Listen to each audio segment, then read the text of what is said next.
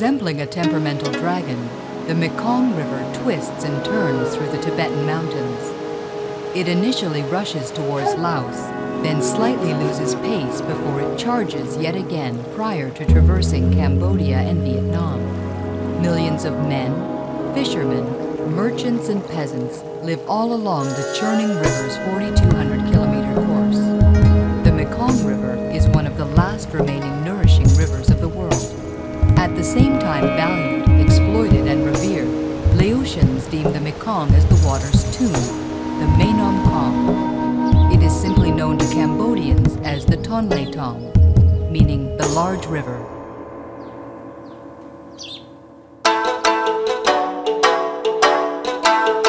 The Ton Lé Sap is considered to be the Mekong's heart. It is in fact Asia's largest freshwater lake, which spreads out in the middle of Cambodia. The Ton Lé Sap is linked to the Mekong through a small river which ties into it near the country's capital, Phnom Penh. The lake is truly a world of its own. Abiding to the flow of both rain and floods, the Mekong's water spills beyond the confines of the lake, flooding the surrounding forests, paddy fields, and plains as it overflows. It's an added benefit to the hundreds of fish, bird, reptile, insect, and plant species growing within this inconspicuous ecosystem.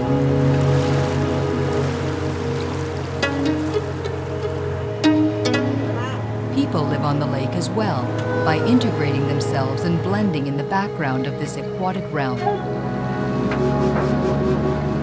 In recent years, in Prektol, a floating village of 800 dwellings secluded toward the western part of the lake, the water hyacinth has become troublesome. This plant is well known and widely spread across the Ton Lé Sap.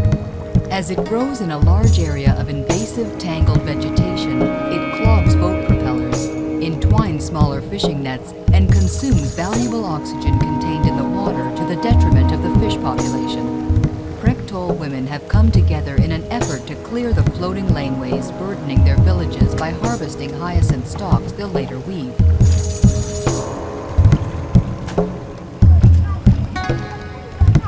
Nov Touch is a 50-year-old woman who has always lived on the lake. As a fisherman's wife, her existence is spent carrying out a wide range of necessary tasks. Small-scale fishing near the village and fish farming while minding the 6 children in her care. Day by day, not unlike the score of women involved in hyacinth weaving, she manages to convert an ecological problem into a source of income.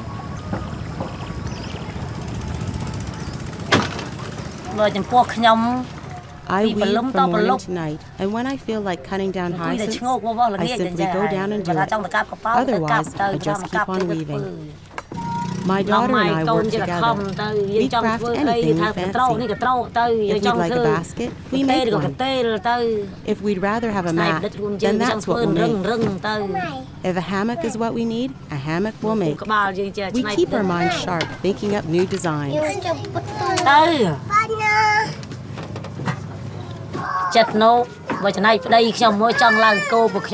My husband wishes we lived on dry land, whereas I have no idea how to go about living on solid ground.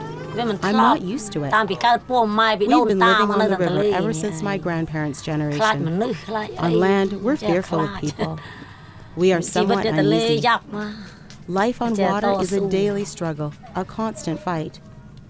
Every year our home is in danger of being flooded if we don't replace the bamboo. With enough money, we can make the house float much better, otherwise it looks like this.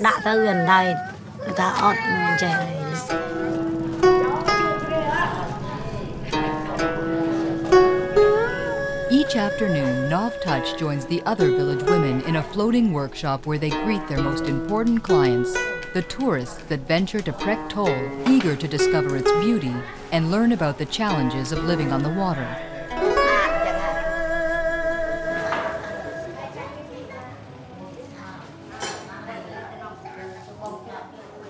On-water living is costly.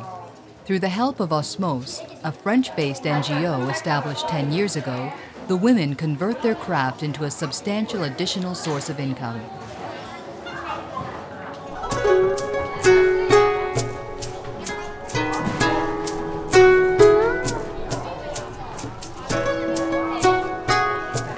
Crafted handbags, mats, and hammocks gradually disappear alongside these visitors, finding new homes in Paris and London, or as in the case here, Seoul.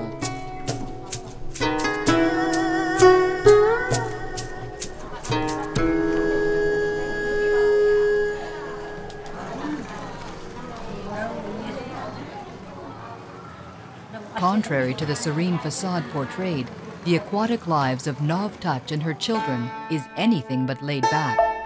The large Ton Lé Sap lake is an unpredictable food source. Living on the water is a harsh challenge for mankind. Whether floating or resting on stakes, their homes must sway to the rhythm of moving water.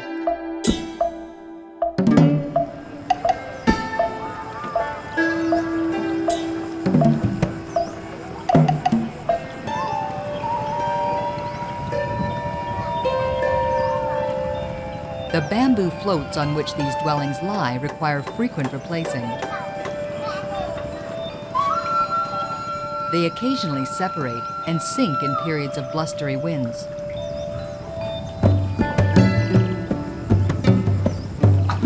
Amid the village riverways, the hustle and bustle of the service station, grocery store, small floating gardens, and student transportation ensues, whether it is through the use of oars, motor, or simply drifting.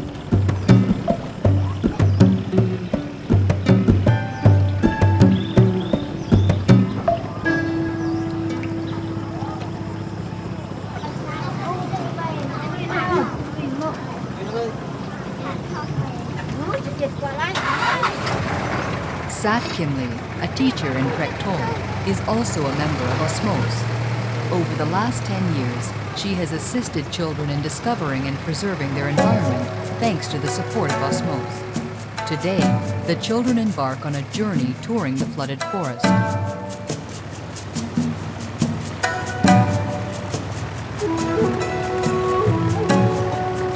The Ton Lé Sap is classified as one of UNESCO's biosphere reserves, a title in part attributed to its flooded forests. A peculiar world where trees grow partially immersed underwater for half the year, fish feast on the fruits of their submerged branches, while hundreds of birds build nests at their crowns.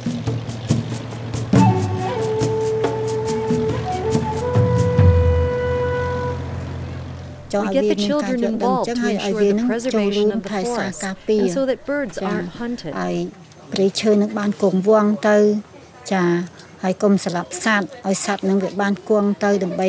This forest and its many birds attract a number of tourists, thereby providing the villagers with an income. We would like for the children to understand this concept, so they in turn can convey the message to their parents.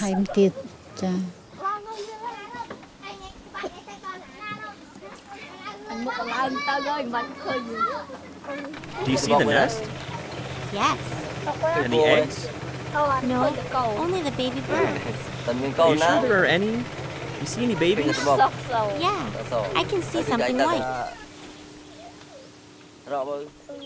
Thousands of pelican, ibis, stork, and marabou couples build their nests in the swamped forests of Praktol. As a protected sanctuary, it is regarded as one of the largest remaining bird colonies of Southeastern Asia. We have to count them one by one. Count 1, 2, 3. Try to count. Go ahead and count. I only see the male. I don't see any babies. You only see the male? Oh, look! It's all white. Go ahead, you try. I only see the male, no babies. Try counting them in this tree. 1, 2, 3, 4, 5, 6. The male is leaning forward. If the forest is protected, are the fish protected too? Yes. Is there a lot of fish? Yes. Does it mean our parents can fish a lot? Yes. Can they fish a little or a lot? A lot. If there are lots, how's the standard of living? Comfortable. Preserving nature is important for all of us. Yes. The message is conveyed.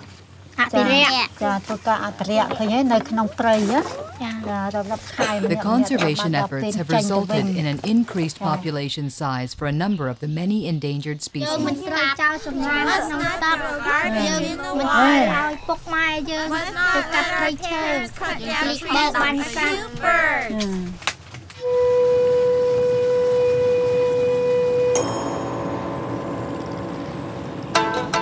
A sudden urge of excitement occurs a few days prior to January's full moon in Prek Tal and other floating villages. Millions of small silver and white fish, called tri-riel, embark on their great annual migration. They leave the lake behind as they begin their journey up the Mekong, heading north towards Laos. This is when fishing is at its peak, an event at the forefront of every fisherman's timetable. The waters are saturated with an overwhelming array of fishing gear from the dubious to the most yielding. There is no wrong way to go about catching tri-riel fish.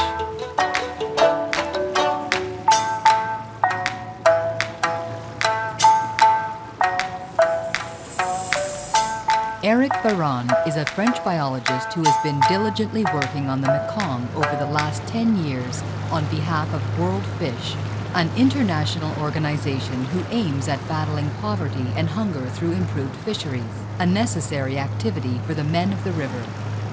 Eric Baron travels up the river between the Ton Lé Sap and the Mekong in order to assess whether the fishing is good this January. On arrive ici à la pêcherie d'ail. Ce que vous voyez ici, ce sont les embouchures des filets, la gueule des filets qui font à peu près 10 à 15 mètres de haut, qui touchent le fond de la rivière. Il y en a des rangs de 3 à 4, et au total, il y a plus de 60 filets comme ça le long de la rivière. À cette période de l'année, on capture dans cette rivière à peu près 30 tonnes de poissons toutes les heures, jour et nuit, pendant 10 à 15 jours.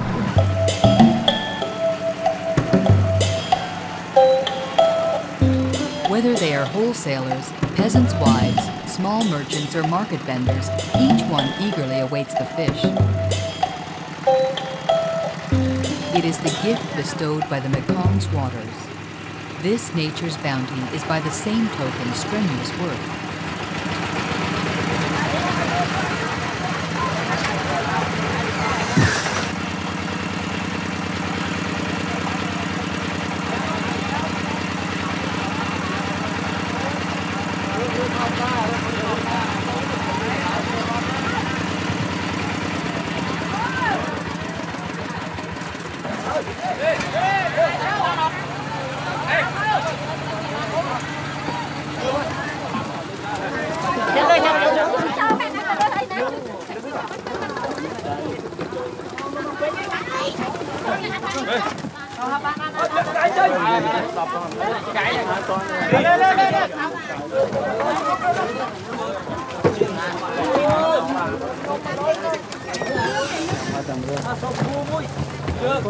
It appears as though the anticipated fishing climax has lived up to the expectations.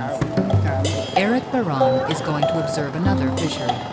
C'est un moment important pour percevoir la qualité de la pêcherie pour l'année, parce que la capture de ce genre de poissons qui sont en migration à ce moment-là, ça représente à peu près 60% de ce qu'on va attraper pendant toute l'année. The Mekong's fish is at the center of attention for both scientists such as Eric Baron and millions of fishermen. Fishing is not a hobby, but rather a convoluted balance between the hunger of mankind and the conservation of the 750 species of fish inhabiting the river. Year after year, a little further up the river, fishermen set up temporary wooden dams which guide the fish towards a funnel where they're trapped.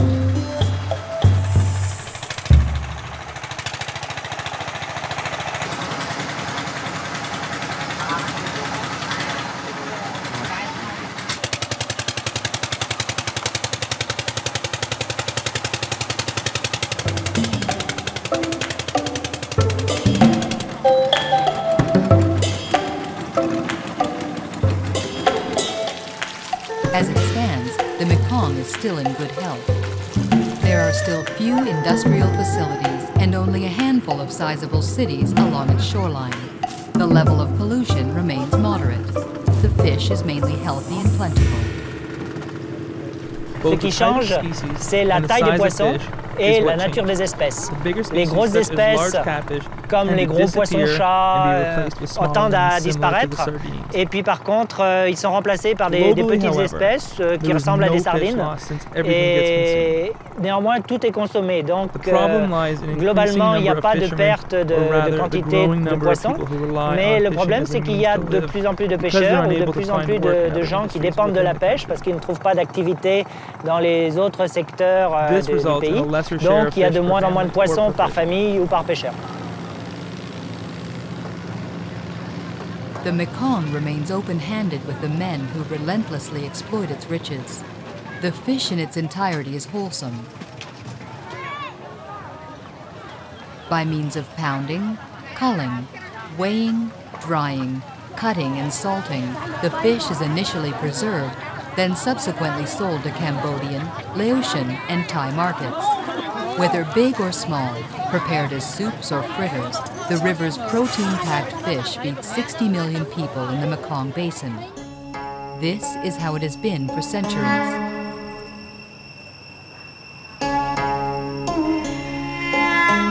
Illustrations of the fish populating the river have been carved in the low-relief stones of Angkor Temple's walls since the 12th century. As portrayed on the stones of Angkor Wat, or Bayon Temple, the fish of the Ton Lé Sap are caught in hoop nets prior to being traded at the market. The daily life from the past, as depicted in stone, is not too far removed from that of today's fishermen. Although carps and catfish are identifiable, some shark-like species of these stone carvings are not found in the Ton Lé Sap. The low reliefs additionally tell tales of warfare between the Khmer and their Vietnamese neighbors, the Cham.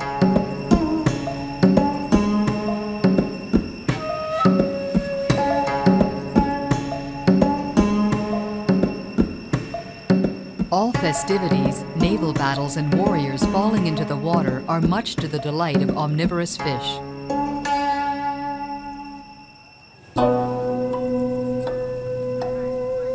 The enthrallment of water has remained, although various cults have been venerated over time in the Angkor temples, which were originally dedicated to Hindu gods and then later to Buddha.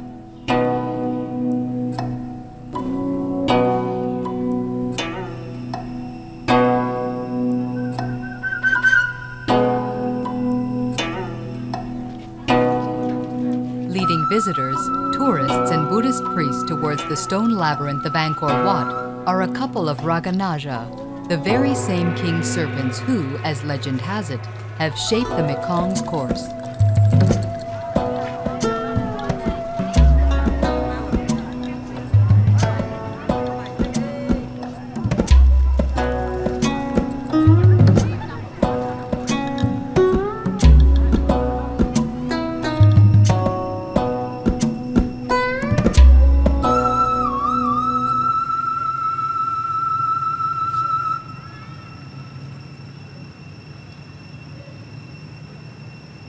Water is an omnipresent component of the predominantly mineral realm that is Angkor. The Khmer kings who built the city asserted their political power by controlling water. Overflowing during rain season, while scarce in the period of drought, the amount of water was managed through the use of gigantic basins called barais, which surrounded both the temples and the dwellings. These barais commanded the labor of thousands of men. They epitomized the primitive ocean at the origin of the Cambodian kingdom. The water flowing out would finally reclaim a more mundane role by irrigating the surrounding paddy fields.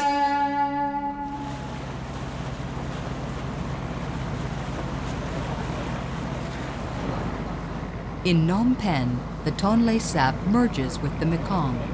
The royal palace's pagodas bear witness to an exclusive phenomenon that influences the migration of small fish and contributes to the extraordinary abundance of the Mekong's waters. Il se passe ici un phénomène qui est très particulier, c'est le renversement des eaux. La rivière Ton Lé Sap est pratiquement la seule rivière au monde qui peut couler dans un sens ou dans l'autre. C'est parce qu'en fait, le Mekong reçoit énormément d'eau au moment de la mousson sur toute l'Asie du Sud-Est et son niveau augmente très rapidement. Il augmente plus vite que le niveau du Ton Lé Sap. Donc on se retrouve à un moment où le Mekong monte et se déverse dans le lac Ton Lé Sap. Et puis à la fin de la saison des pluies, c'est l'inverse. Le Mekong baisse rapidement alors que le lac, lui, a plus d'inertie. Et le lac va se revider dans le Mekong environ 6 mois plus tard. Forced out of the confines of the lake, millions of fish head north, cross currents straight through the mesh of the Cambodian fishermen's nets. In search of suitable breeding grounds, they migrate towards Laos. Between Cambodia and Laos, the Mekong is virtually a gigantic fish highway.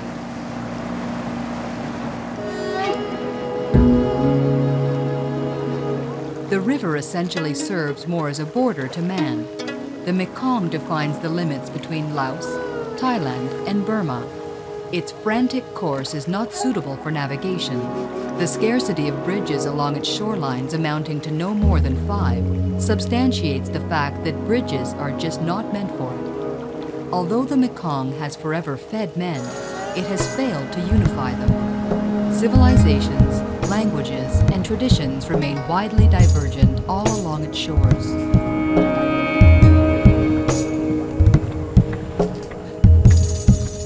The Mekong is both inviting and fascinating.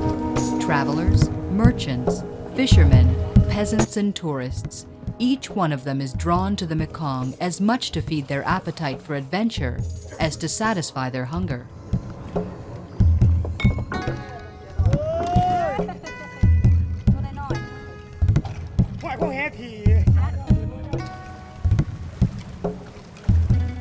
The fertilized shorelines enriched by the river's silt south of Laos, near the city of Champasak, are converted into vegetable gardens.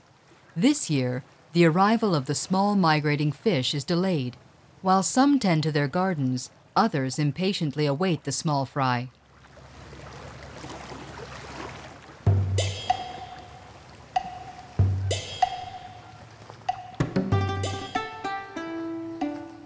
"80 kilometers from the border between Laos and Cambodia, in the city of Champasak, the Mekong changes pace as its course widens and flows leisurely.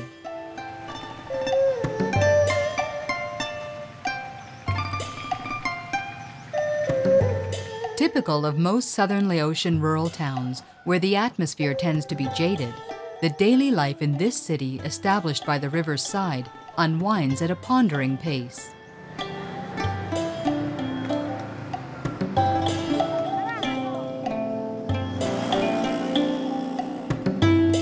A small number of dwellings and a game of lawn bowling evoke the country's colonial past.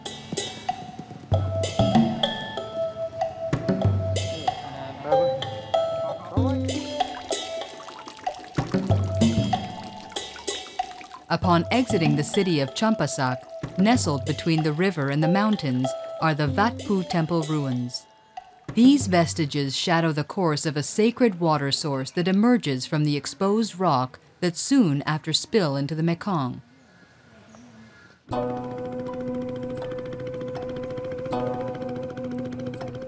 The subtle hum of the river is barely noticeable to the surrounding islands.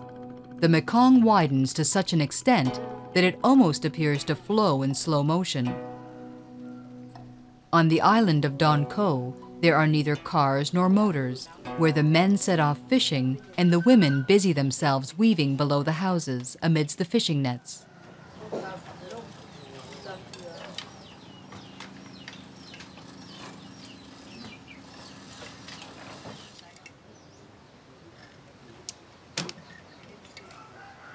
"10 years ago, Mrs. Dai evidently joined in the village's weaving tradition after marrying a man from Don Ko.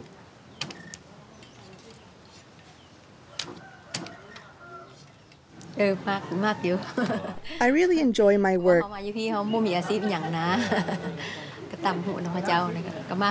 When I first arrived in this village, I had no occupation. This work allows me to provide for my family.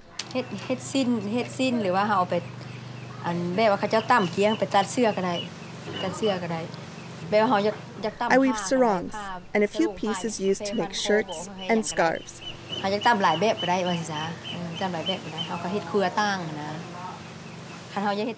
We can make many different types of fabric. It all depends on the design. This fabric can be used to make a skirt or a top. Each piece of fabric corresponds to a specific technique.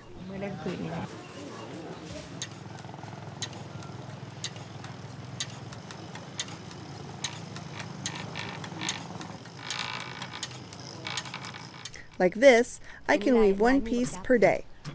Here's what I do in one day's work.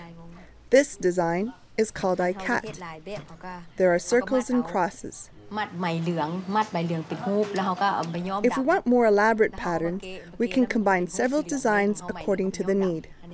First and foremost, we must harmonize colors and designs.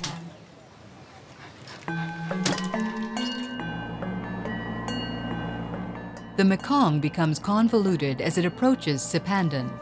Within a stretch of a few kilometers, the river becomes restless. In Laos, the name Si Phan Donh means the 4,000 islands.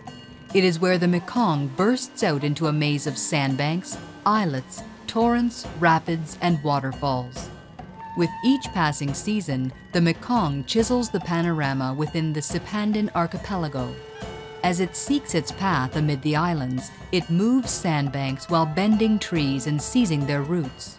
The fish migrating from Cambodia overcome these hindrances as they easily blaze their trail through this aquatic maze in order to reproduce.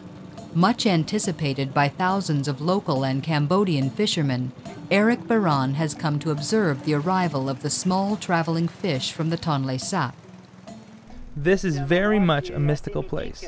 It is an exceptionally lovely area where, unlike everywhere else on Earth in my opinion, spectacular fishing styles adapted to very specific conditions such as fishing in the falls can be found. It is simply a fascinating place. The fishing nets remain empty as they patiently await the arrival of the small silver fish. The fish influx may be delayed due to climatic variation or water levels that are either too high or too low. Here we are. This is one of the traps set up to catch fish attempting to make their way up the waterfalls. It's a snare featuring a trigger mechanism with a large moving rock and a door. We'll activate it. The large fish passes through this small opening channel as it tries to swim against the flow. It then encounters the trap. These traps are often baited. The fish sets off the snare as it moves about it, forcing the door to shut. It's now caught. It stays fresh until retrieved. In Si Phan Donh, men devise some of the most remarkable traps, such as the li, bamboo scaffoldings stabilized by stone ballasts. This trap is intended for large fish that are more than likely catfish, about this size, and are also cyprinids. The theory is simply to filter the water and retrieve the fish as it gets on the platform. In this particular area, we catch over 100 different species of fish. 102, to be exact, have been catalogued through the use of over 40 different fishing appendages. Avec plus de 40 engins de pêche différents.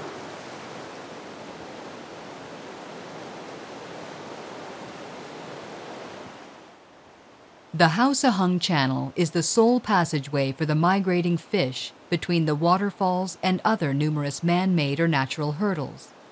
It is simply another branch of the Mekong River that traverses Si Phan Donh, the only one unhindered by a waterfall that offers a sufficiently moderate flow suited to the small fish. This is where the Laotian authorities have planned a power dam venture. The fishermen's unsteady temporary barriers are at risk of being eclipsed by a concrete wall measuring tens of meters high, capable of converting the river's might into valuable electrical energy. To a lesser extent, it would impact local human populations, but in a larger scale, it would affect all the fish from Vietnam, Cambodia, and the Ton Lé Sap, who must negotiate their way up the waterfalls to reach their breeding grounds further upstream. In the vicinity of Laos, one would assume a far less severe loss.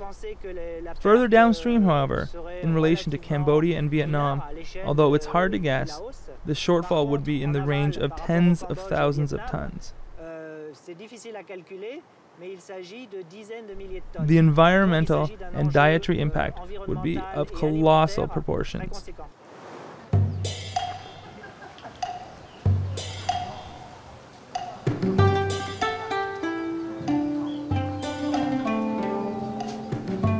Men have always devised ambitious undertakings for the Mekong. Back in the days of colonization, as the French merchant vessels stumbled upon the numerous waterfalls of Si Phan Donh, they began the construction of a 15-kilometer-long railroad throughout one of the main archipelago's islands, Don Con. As a result, the merchandise would bypass the waterfalls as it was brought in by rail. Although the tracks have since then vanished, the still-standing railroad bridge has become a favorite walking trail for tourists.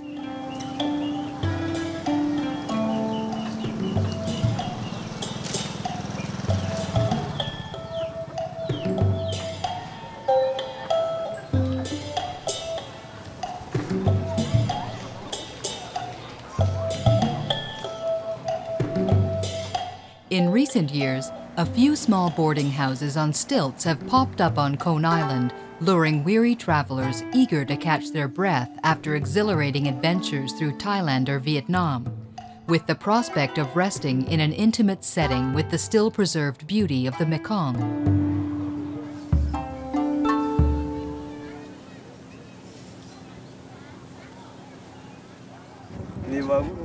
Giant catfish, as well as Irrawaddy dolphins, are two of the Mekong's most iconic species. Although nowadays protected, these two symbolic creatures are endangered after decades of ruthless fishing using electricity or dynamite. At dusk, visitors standing at a respectable distance can still catch a glimpse of the fragile colony of 60 or so freshwater dolphins' elusive dorsal fins.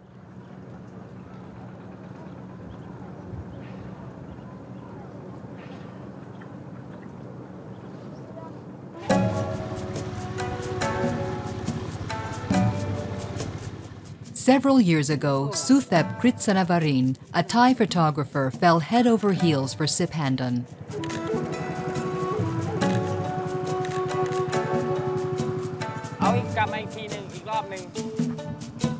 He recognized the vulnerability of the scenery and has since immersed himself in a testimonial vocation.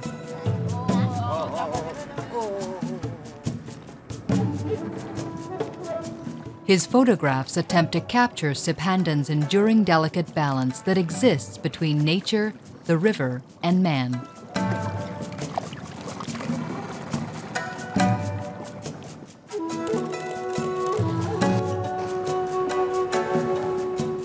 Fishermen possess an in-depth knowledge of the Mekong's waters. They shun away from hazardous deep-water holes where the safety of one's pirogue is key.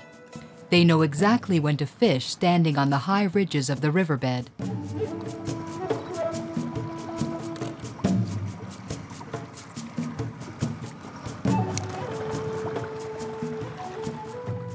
In my photographs, I try to depict significant things such as fish, people, fishermen, and the beauty of nature.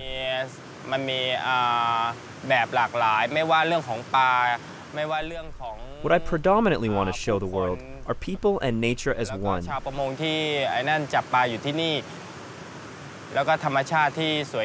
They may remain bonded for a very long time. This is the focal point of my work.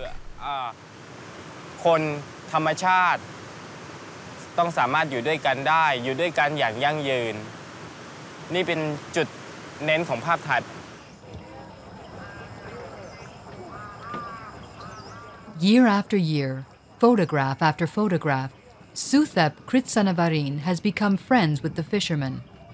He relays the story of the evolution of their way of life and the changeover from prolific fishing as a way of life to a more ruthless commercial activity. Fish no longer have time to grow? The fish don't grow enough to allow for decent fishing. The fish aren't given the time to get bigger. In the past, we used to be satisfied with small fish along the edge and would leave the large ones alone at the bottom. Nowadays, we're equipped to catch large fish that swim in deep water. A portion of our catch is sold to hotels and continental restaurants, and the rest to Thailand. Laotians don't buy these fish, they're too expensive.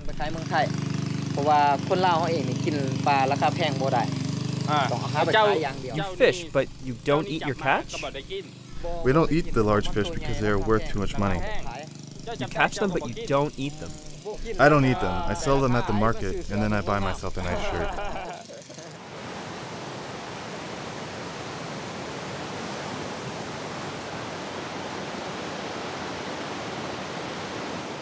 The eagerness of Si Phan Donh's fishermen at the prospect of drawing a meager living from the Mekong is declining steadily. Nevertheless, waterfall fishing remains a privilege. This traditionally established claim is passed on from father to son, with all the secrets and necessary skills required to catch fish within the most treacherous part of the Mekong.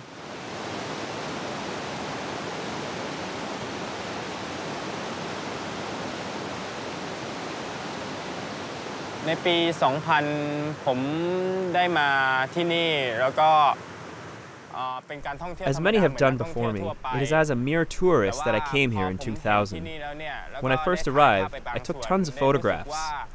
Beyond the mesmerizing nature and landscape, I noticed that fishermen and peasants use unique fishing techniques, unlike anywhere else I knew of. Fishing here is risky and hazardous. จากที่อื่นโดยเฉพาะเป็นการจับปลาที่เสี่ยงอันตราย Suthep Kritsanavarin documents the accounts of a fishing excursion turned into rock climbing.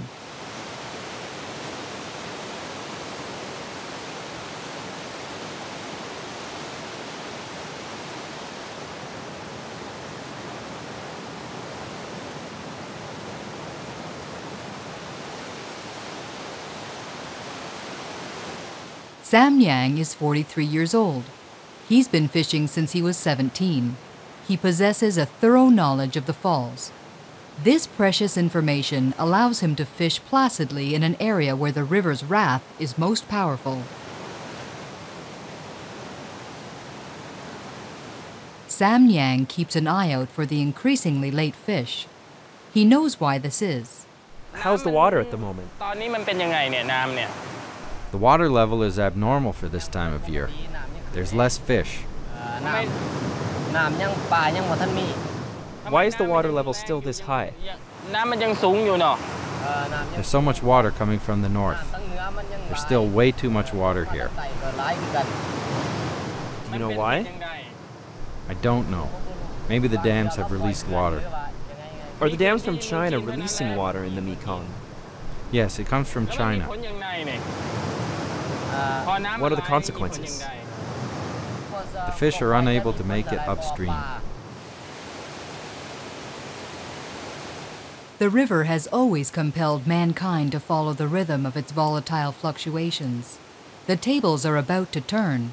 With 32 fully completed dams and over 150 in the midst of being erected, political authorities alongside engineers from China, Thailand, Cambodia, and Laos have already started altering the river's pace, the rhythm that dictates the lives of men all along the Mekong and to which the fish synchronize their very existence.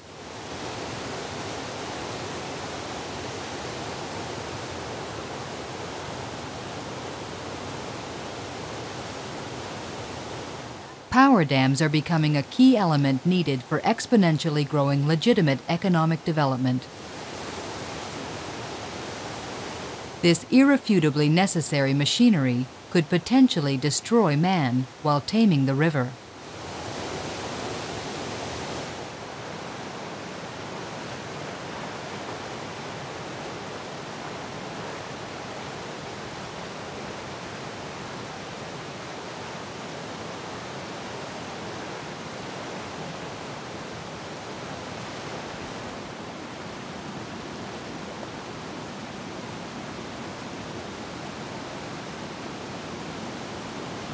At first glance, one would easily notice the way fishermen struggle against nature. It's a fact. At the same time, though, they try to learn from it and how to live with it. Here, the fishermen strive to not disturb nature, to leave it unharmed. They go through great lengths to learn how to catch fish to feed themselves, even at the risk of endangering their own lives.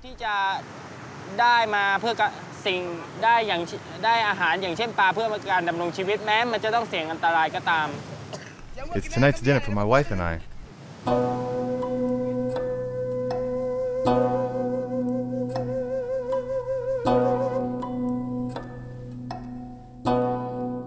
At different times all throughout the year, numerous species of fish take their turn in meeting their end with the various fishermen's equipment. Suthep Kritsanavarin's photographs relate a story of a Mekong that remains generous despite being perilous.